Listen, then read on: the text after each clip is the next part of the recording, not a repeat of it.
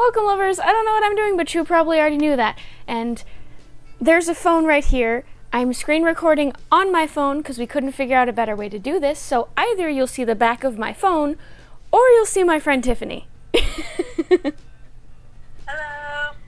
So, this is my new friend. We decided to do a video, since both of us like to write, about what it's like to write fan fiction. Both of us are very big fans of games and gaming and gamers. And both of us write fan fiction, so we tend to write about sort of the same topics. Not like, we fall into different, genres of the, umbrella. Because, we both tend to write about the same people, and it's still, the same sort of fan fiction. But I write more insert, and you write more, insert into game, and you write more insert into, a different reality, I guess. That's a good way of putting it. Yeah. So I started writing fan fiction, I think in 2016 was when I started writing fan fiction. And I started writing the only, complete fan fiction that I have posted, which is The Terrors in Subnautica, but it took me a while to write it. So that's where most of my experience goes into.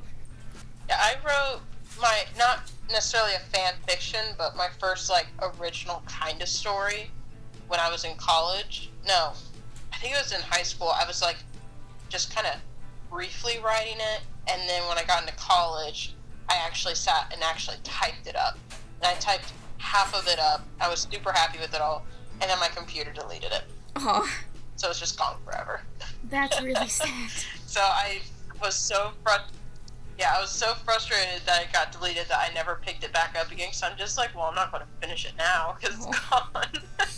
It was a cool story, and then I didn't write serious writing again until late last year, I think.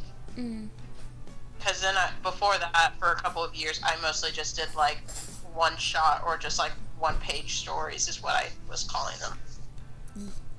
I've written some stories that are non-fan fiction, but I either never finished them or no, I think I just never finished them. There's a ton of stories I started writing that I never finished. And when I got on Wattpad, I was I feel like publishing this really elaborate, very long daydream that I had. Because I was working in housekeeping at the time, so all I had was time to think. So while I was doing that, I was daydreaming and had I literally spent a whole 2 weeks just having the same daydream. And changing things and elaborating on it, and that's what led me to write Terrors in Subnautica. And the only things I've written aside from that, other than little other stories I had, were I think I had 2 or 3 other fan fictions I started writing but never completed, and one of them I actually deleted. Oh, really? Because it was a Shadow of the Colossus one. And I really enjoyed writing it when I started it. And then I got 6 chapters in and was I don't give half a shit about this anymore. Yeah, I started that feeling like that with my the first fan fiction I wrote, which halfway through is the one that I started to make my original story. So then I went through and I made my own characters that I was super excited about. But then I had to I was I'll just go back and type the names and the descriptions. But then I realized that what they were saying and how they said it was still too much like the actual people the fan fiction was originally about. So I was well, can't have that. So then I was I have to scrap all of this and start again. But I still have those copies because I was well, there's a lot of good stuff in here that I there's certain sentences that I really like that I wrote that I wanted to use in other fan fictions that I've written. And but it's mostly just for bouncing ideas off of that now. Yeah. For my original that I have yet to start. I have another fan fiction I'm working on now, which is an AKB0048 fan fiction. But because I have now on 2 or 3 occasions started posting a story and then just left it there, because I started writing the sequel to my Terrors in Subnautica, but because I had just come off from writing that one, my brain didn't get a break between the same story, and so I ended up with a big mental block, and I was like, I should write something else, but the last time I started publishing story and then didn't have it already finished, or didn't have a lot already done, it never got done, and I felt bad for doing that to the readers. I get that. So I have, like, 11 chapters done. No, I have 12 chapters done of that one, but I haven't started posting it yet because I know that I'm going to end up having a period of time where there's nothing posted. I'm running into that with the one that I'm posting, but it's just because I don't know what else to write for it. But I've read other people's stories. Like, I just read one today about Subnautica, and it was really, really well done, and it was super cool. Ooh. And I thought, oh, there's more chapters to it. And there was only, like, 4 chapters, and it was last updated in 2018. And I was like, that sucks. Oh, no. There's so much actual detail with the actual game in it, and I was so impressed by it. And I was so excited, and I was like, oh, it's going to be an actual, like, longer story. I was very disappointed. That's why I felt so bad about the stories I left like that, because I know what it feels like to, like, get through that and be like, oh, it's been left like that for a long time. Oh, God. I really, really, really, really love the way that my first story turned out, the Terrors in Subnautica one, and my mom was one of the people who read it, because she has liked the fact that I've loved to write since I was very small, and she really, really wanted to read it, so I let her. And she apparently really liked it, and she has told me a million times since I posted it that I need to get it looked at by a publisher and get it published, because it needs to be a book. And I'm like, I appreciate that so much. I appreciate the compliment, but it's a fan fiction. Not only is it based around actual people who are very well known and who are signed with very large companies, but the game that the whole story is immersed in is also an existing game that belongs to a company. Right. The amount of permissions I would need to get and the amount of things I'd need to change, it would not be the same story. Yeah, it'd just be... I mean, you could make it your own, like, original thing, but you'd have to change the names of everything and have it be so different, like, even just the world itself, that no one would... Like, they could just be like, oh, it reminds me of Subnautica, but not enough where it's like, oh, this is definitely Subnautica. That's another thing about the sequel, because I started writing the sequel and I have so many ideas. And, like, the reason I had to hiatus for rewrite is because I was trying to do too much at once and it was becoming very, very crowded. But since I've more thoroughly been forming the story in my head while writing my AKB fanfiction, I've realized that I kind of wish I made it its own story rather than connected to the one I already wrote. Because if I were ever to write a book, this would probably be it. So I'm a little disappointed that I'd intertwined it so much already. But also, I'm excited to write it. Yeah, I mean, reading the Terrors in Subnautica, at the end, I was just kind of, like, asking, like, well, what happened when they got home? Did they all stay together? Or, like, you know, that kind of question. So it's kind of nice that you're doing another book that kind of follows up with what happened. But I also get what you mean of, like, I wish I hadn't, because then I could have made it its own. Yeah. So, but... From the reader's standpoint, I'm excited that there's a second book. From the writers, I understand. Yeah. I mean, it's easy to see both sides. Oh my gosh. I want to talk about this so bad.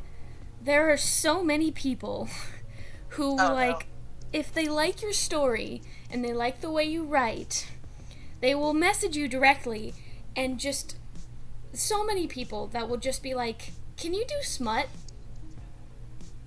Oh. Like, can you just put smut into this story where smut doesn't really fit? Or can you just do smut on its own? Or can you put smut into the next one? And I'm just like... That's when you send them to, like, a book that's only smut. Like, here, get your fix and come back to my story. Yeah, because I found some of those stories where it's, like, literally just dedicated to smut. I haven't, like, read through a lot of them, but I know that they exist. Yeah. And it's so weird. I've only clicked on one, and I regretted it afterwards, and I was like, I need to bleach my eyes. Yeah, I've clicked on one or two out of curiosity, and it never ended well. I was always like, why did I do this to myself? Like, the one I clicked on, I'm like, it can't just be that. Like, I knew from the title and everything, and I was just like, it cannot, there has to be plot, right? And I clicked on it, and I just, like, scrolled through, and I'm like, nope, it's just, yeah, alright, can't do it, nope. And I'm like, I couldn't even read that. Yeah.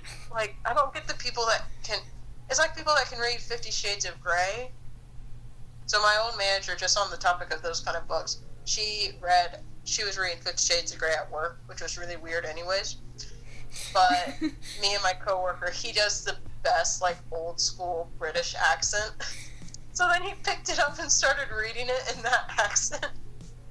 Ever since then, I'm like, I would pay money to listen to, like, an audio recording of that if it was just, like, the most fake British accent ever. It's just as awful, then it might be enjoyable. Yeah, because... But it'd be a joke. I have seen bits of it because I watch CinemaSins. I've seen bits of 50 Shades of Grey because of watching Film Theory and CinemaSins with those two things, especially because they kind of did a tag team thing. But it was interesting, especially as a person who is aware of the way that the community for BDSM works. Having a little bit more knowledge in that, it's kind of like, this is abuse. Yeah, I don't care much for it. And my fiance told me, he said, hey, for Valentine's Day we should go see this movie when it was coming out and everything. And I just looked at him like, nah, not going to do it. I'm like, let's go home and watch Avengers or something. Yeah. It's like, I'm not going to pay money to see that. But yeah, the people that want just smut in the story, like, I haven't had anybody comment asking for that, which I'm pretty glad about. Lucky. But I'll read comments in other stories and they'll say that. Or, like, if it happens, I like to read the comments and see what people are actually saying. Yeah. And sometimes when they're just like, oh, I've been waiting for this, I'm like, really? How long have you been waiting for this moment in this story? Like, that's a little weird. The weirdest thing to me, though, is, especially if it's in a situation like my story is, where they're constantly in potential danger, that kind of a scene doesn't fit. It just doesn't fit in. Did you imagine? It's like, there's a Reaper Leviathan coming over. You look pretty good tonight. It's getting closer. We only have a little bit of time, but I can work with a little bit of time.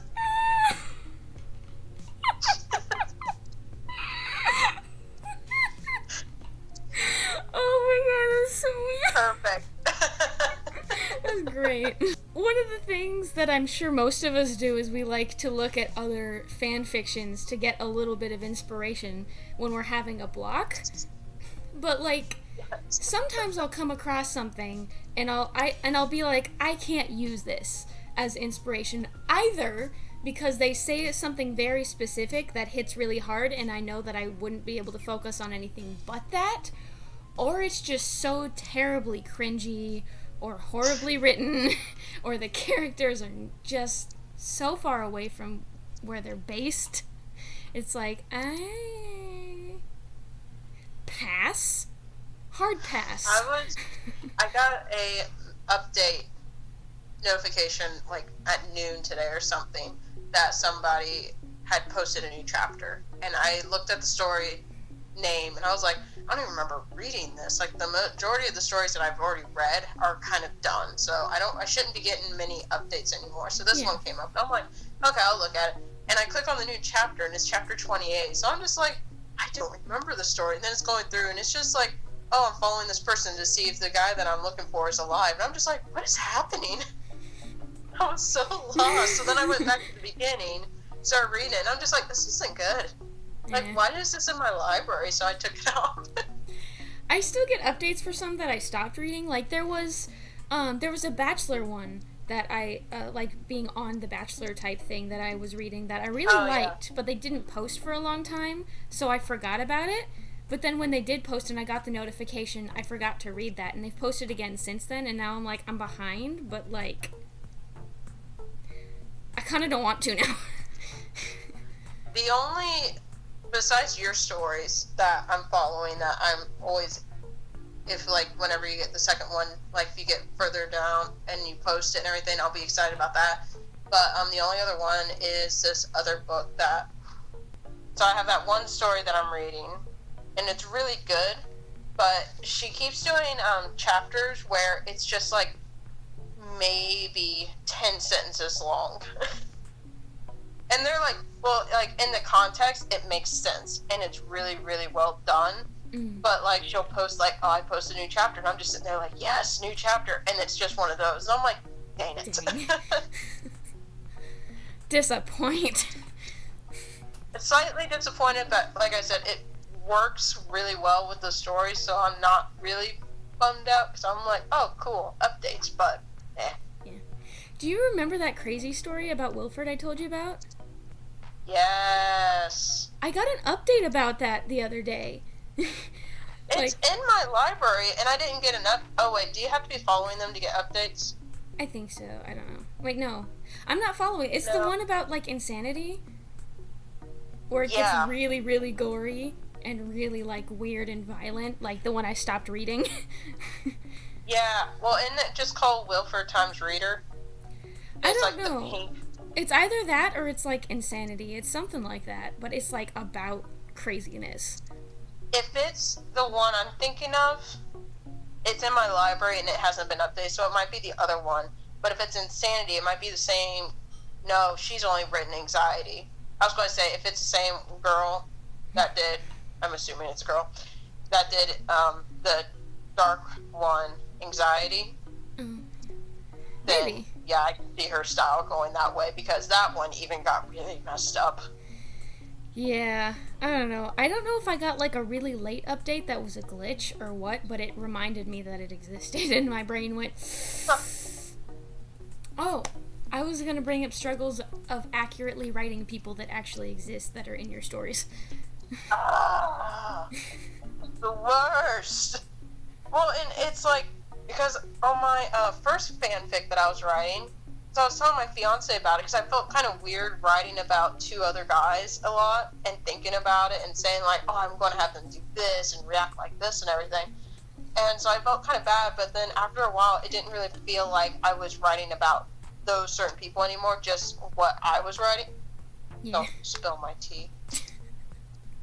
Hello, Kato. So after a while, it doesn't feel like it's that person anymore, and that's how I know I'm straying away from their actual personality. Yeah. Because that's why I was able to take my first fanfic and kind of make it more original, because by the end, it was my own characters. They just kind of morphed into it, but it could still pass as those real people. So it's a really weird thing. It's a nice little fanfic. Medium. It is, but I wouldn't post it as a fanfic. I mean, I could, because you know how there's a lot of stories, like, especially with, like, the egos, where it's, like, some of the egos with Will, even, I think are a little too crazy. Yeah, so I feel like he still kind of has his mind, where, yeah, he does do messed up things, but not, like, as crazy as some of the things I've read. Yeah, he's like a crazy, zany kind of crazy, who still has a little bit of sense, but likes to be nutty and is a little insane, whereas people like to write him like a psychomaniac, enjoys killing and blood, and that's not who he is. I think also, like, you know the video with Wilford Mother-Lovin' Warstash? Wilford Mother-Lovin' Warstash. That one, I think, is a really good example, because he, at the end, he's just kind of sad about, like, what he's doing and how he is and everything. So that, I think, even when he's more insane, would still carry through, because he still has some shred of humanity. Yeah, and a lot of people write him as, like, completely lunatic gone. And he's not all gone. He still has that bit of capable of remembering and feeling what happened. Right, and and vice versa with, like, people writing, like, with Dark and Anti, making them more human than I think they should be. Yeah. Like, I get Dark, he can be a little bit more human because of the whole Celine Damien kind of thing. Yeah, and he's But shown to Anti, be able to be civil enough to do what he wants to do. Yeah. But Anti, I will admit, I like to read the fan fictions where he is more human, because then I'm like, oh yeah, it's a story. Yeah. But if I want to write a serious, like, I'm sticking to them, it's not going to be like that. Like, the one I'm writing now, I'm trying not to have him have, like, actual human emotions that delve into affection and everything. Because I don't see him having that. But I do have him having, like, concern and not common sense or pity. Yeah, kind of a little bit of pity, just like the tiniest bit, but not enough for him to be like, oh, I'm not going to actually, like, let you go willingly. That makes sense, because he is a little bit more on the crazy loves killing side, but he's also just, he's at, like, this weird wavy area where he's not batshit, but he's not human. He's like, I feel like he's a good description of the way people would describe man-made demon, because that's where he sits, like, pretty much perfectly man-made demon. But, like, some of them that I've read where, like, he gets real concerned about, like, the reader, and I get on some of them where, like, if, because I read one where Dark comes in and he's extremely protective, but it's more because he doesn't want somebody else taking his prisoner, you know? That I get. But when it's in the other sense of, like, no, I care about you, I'm like, that's not really what I picture, but for the sense of the story, I kind of like it, because, you know, story. Okay. But in my fanfic, it's not going to turn into that. I'm trying not to, but right now I'm fighting that. Yeah. Not for that part, but just on making the characters react the way I want them to react, but instead of having them react the way that I think they would. That's kind of where I'm stuck at. Yeah. Because I know how I want them to react. But I have to remember, like, these are actually people, and I should have them react what they would actually do. I tried so hard to do that when I was writing Terrors in Subnautica, because by that point, I had been watching, well, all of them a lot, so I understood to a basic degree their mannerisms and their responses that they tend to have under, like, stress, or when they're frustrated, or when they're happy. So I had an easier time with that because I was so actively watching them. So I could be like, hey, this is a physical habit that this person has. They would probably do it in this situation. Did I get it right all the time? No, absolutely not. But it's better than ignoring that. Yeah, I just, it's harder with the egos, I think. Yeah. Because there's so little of them shown. But at the same time, you can kind of guess. So I know a lot of the ego stories is just on your own interpretation. So that's why I don't knock it. Like, if you want that to happen, by all means, go for it. It's a story. It's how you see it and how you want it to go. There's a lot more flexibility with the egos than with, you know, the actual people. Yeah, which is why mine is so hard, because it's like, mine's supposed to be about the egos, but then I'm going way too much into detail with the actual people, so then I have to keep acting like them. Well, I mean, you gotta find a good balance between the two. If you don't have any story with the actual people, it's less interesting with the egos. Yeah, because I feel like, and you can tell me if I'm wrong, a lot of the ego ones is just back to back to back. Like, this thing happened. Okay, let's sit and cry about it for a little bit. Oh, this thing happened. And it's just like, there should be a good medium, because, like, in yours, it was paced out well enough where even though it felt like there was a lot of bad things that happened, it was just kind of timed out well enough where there was a lot of downtime and a lot of talking, and they had good moments, and Thank you. And there was some good drama that happened. So it's just kind of like, yours worked out really well. But I feel like a lot of ego ones, which yours wasn't necessarily into the ego Yeah, no, mine wasn't really ego related. Mine was just the people. Yeah, yours was mostly people, but the egos, it's really hard to get caught up in that because I keep doing that where I'm just like, oh, I want this to happen, but I'm like, no, I want to pace it out because I'm trying to stick to an actual like day-to-day timeline, Yeah. which is very difficult. Yeah, I kind of changed up how much time was in between things because I had that option for my story. I tried so hard to pace it properly.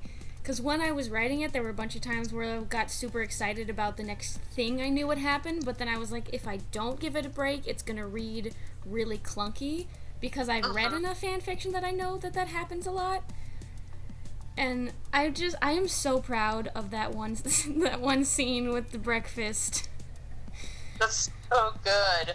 I had so much fun writing it, and I'm so proud of how it turned out, because they would be that kind of silly. Yeah. So it's like, it works with them and with the fact that it's a break. In my first fanfic, I have a couple of good ego moments that I'm really proud of. But in that one, I had it where it was like, if you read it, it was only, because my big thing is I look at how many days have passed. So I try and make it at least 2 to 3 days between incidents. So I'll write out, like, even if it's little things, like in their mind they're thinking about it, or if they're asleep, and because mine is like the dream world kind of thing, like when they go to sleep, then things happen there. So I might go into that, but as in the physical world and things actually happening, I try and pace it out by 2 to 3 days. In my first fanfic, it was like hours. Like, this thing happened. Oh man, let her go relax some. You and I are going to talk. Oh, wait, you just changed and now you're going after her. That kind of thing? Yeah, I was doing that. Didn't mean to. Yeah, it's one of those things that, like, you realize happened after, and you're like, no. Shouldn't have done that. But, like, there was a couple of really good, like, lines that I wrote in that I think were really good. They're probably not, but that's okay. I mean, they probably are. You're a great writer. I mean, I'm keeping up with the one you've been writing because it's a good story. I appreciate that. Because sometimes I'm writing that one and I'm just kind of like, oh, this sounds really cringy. And I don't know if it is just because, like, it's your own writing, and in my mind I know exactly how it should be, and sometimes I'm bad with words and everything, so it doesn't come across as what I think it should be, or it could be better. Or the other part of it is it's in my mind exactly how I want it to play out, and then if it doesn't come across perfectly what I'm thinking, then I'm like, is this person going to get this, or, you know, whatnot. But yeah, I hope it's good. I appreciate it. I have been having so much trouble with my AKB fanfiction because there is a very delicate balance for doing too much of something with this kind of story, because in the anime, if I don't know if anyone who's going to watch this has ever seen it, but the pacing is very specific in the anime because it's very hard to pace it in a way that doesn't make it repetitive, because a lot of it is very much learning how to shine and trying to share the nameless emotions that you have with other people and love and all that kind of stuff. But the way that a lot of it intertwines is really, really repetitive. Really repetitive if not done right. So I'm at that point where I'm 13 chapters into writing it, because I'm starting chapter 13, and I'm like, I feel like I'm starting to sound repetitive with the way I say some of the things that they're feeling and thinking, and I don't want that to happen, but I'm not sure how to change it. No, I get that. In mine right now, I'm having it be where, because I do a lot, which you've read mine, so you know how I like to overlap different points of views with conversations. Yeah.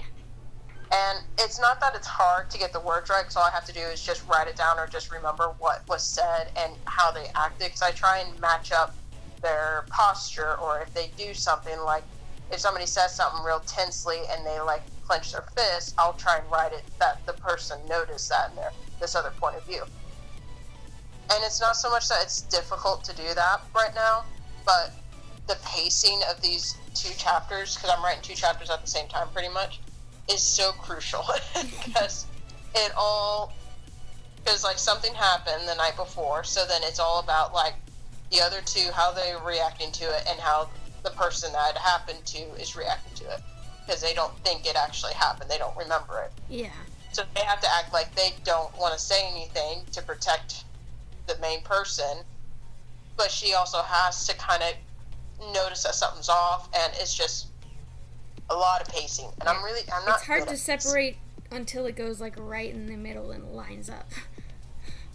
Yeah, because I wrote her point of view first, and I had it where, oh, this happened, and then she met up with them, they acted real weird and distant, and then she fell asleep, and then when she woke up, she overheard them talking. So that had to line up. But from the other point of view, and any sane person, they would talk about it whenever the person of interest wasn't there. So then I have them talking it over, but then it wouldn't make sense why they would still act distant. And then what would they talk about whenever she woke up, so that she knew something happened? So it's just like, I don't know exactly what makes sense between 2 worried people to talk about to carry on the conversation. So that she hears it, because she has to hear it, so that she freaks out. Yeah. I mean, it does make sense that they'd be distant, because when stuff like that happens, whether we mean to as or not, as people, we have a tendency to react when we see said person again. Like, it could be anything from, like, an emotional issue to finding out something about their background to something strange happening, anything. People naturally have a reaction to that the next few times they see that person, because it's new information. You learn more about them, you're not sure how you feel about it. So that part makes sense, but trying to organize the conversation I can understand being hard. Yeah, I think I kind of figured it out, because I just sat down and wrote it down. Like, this person is thinking this person does this movement, this person says this, you hear this. So I kind of laid it out like that, and then I even put like the time of day, because I was getting lost in the time of the span of the day, because I knew how I wanted it to end, and it had to match up with how long it's been since this happened. Because how I was thinking of writing it, it would all happen in like an hour, and I'm like, yeah, that doesn't make sense. So I had to kind of make a timeline for these 2 chapters, and I'm making them kind of crucial because it's a big turning point. Makes sense. And it's only chapter 8. It's a sad thing. I mean, stories don't have to be really long to be good stories. I've read a couple of them where they really weren't that long, but I always wanted more to read. So I usually read, the stories that are over 20 chapters. Yeah. Usually, unless I'm told that I'll like them. And because I've read some that were only like 4 chapters, so I thought they were great, like the Sonata one, and I want more. But that was because they just kind of ended it. It was a very sad ending. But, I mean, I've read a number of pages, but when I first got onto Wattpad, and I was first reading them, I was only clicking on the ones that were over 20, because I wanted an actual story. But then as I've been reading more and getting into it and finding people that I like, their writing style, I'm reading just anything now. You need to tell me when you read Dark the Friendly Ghost. I don't remember how long it is, but, like, I want to know your reaction, because it's so fun. Huh? It's only 4 chapters, too. Yeah. Because then I started reading it, and I got through half of the first chapter, and then I was like, this is really good. How many chapters are in there? And there's 4. And I'm like, I want to enjoy this. So I'm like pacing it slowly so I can enjoy the story. It's such a nice story. It seems so cute already. I'm excited to read it. That's going to be it. So I hope you guys enjoyed this video. If you didn't, that's perfectly okay and perfectly understandable. But I hope I'll see you in the next video anyway. So until then, I hope your day and or night is just as lovely as you are. So, bye-bye. Bye.